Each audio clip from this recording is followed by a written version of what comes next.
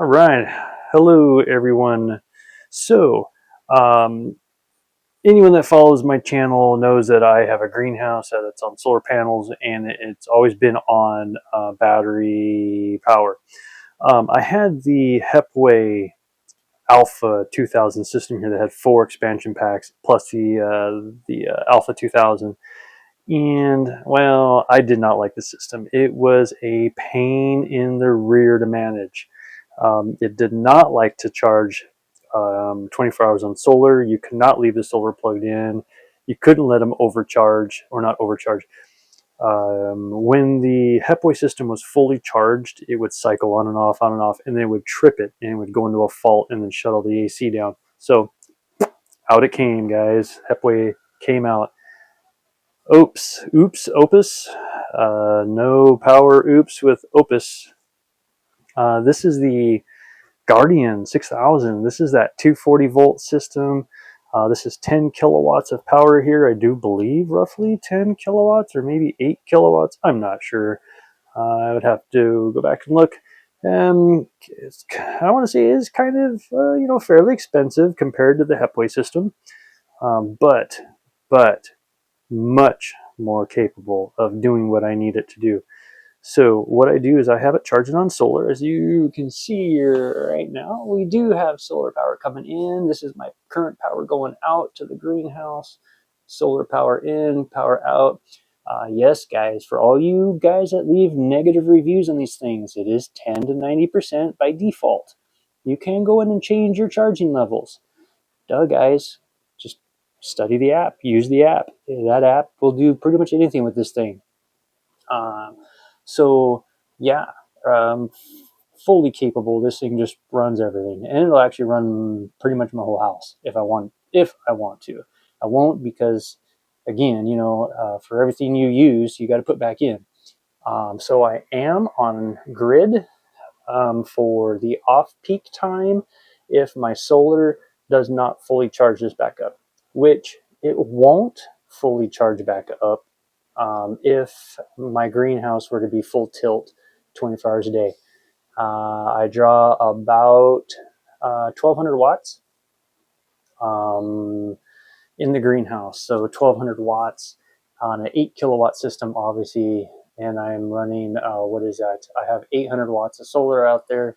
I could series it up to, what am I at, to 1200 watts, but I'm not going to do that. No need to. Majority of my power is restored through solar. Just depends on what the temperature is in the greenhouse. Otherwise, it is set up to charge off-peak hours. To recharge this at 300 watts is what I have this thing set to charge at. Real slow, because I'd rather use solar. Now, for all you guys that know the quirks about this split phase stuff, this has a 240 volt output. So me being the electrician control fitter person that I am, and I'm very knowledgeable in electronics and controls, I have a transfer switch that will switch between the split phase part and the pass-through part, because I want the greenhouse load to really be on batteries and not on the pass-through. Otherwise, it's just going to draw it out the wall. Yeah, I know. I'm not using this the way they exactly intended it to, but the way I'm doing it is it just switches whenever this is off and not charging off the grid, which it doesn't during the day at all, ever. This split phase plug is on. But when it goes to charge and top off on off-peak time, that 240 volt plug will turn off because this will not have split phase output while it's charging through the line. It will on solar, but not through the line. So I use that to switch between the two while this is on grid or off grid.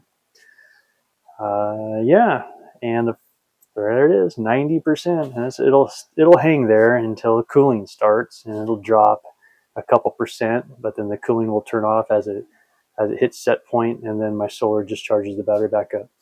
And I know that that's somewhat hard on lithium batteries to always have them topped up.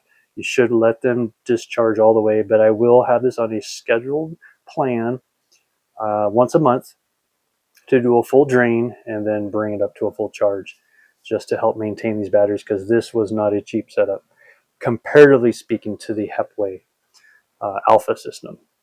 About 3 times the cost for this, but much more capable. And I can leave my solar plugged in 24 hours a day. The BMS on this thing, or not the BMS, the MPPT charge controller doesn't care. And even states on Oupes' website that you can leave your solar plugged in 24 hours a day. Bam, which was awesome. I was able to get rid of my timed setup to turn solar on and off through the Hepway system. So now it just let it run.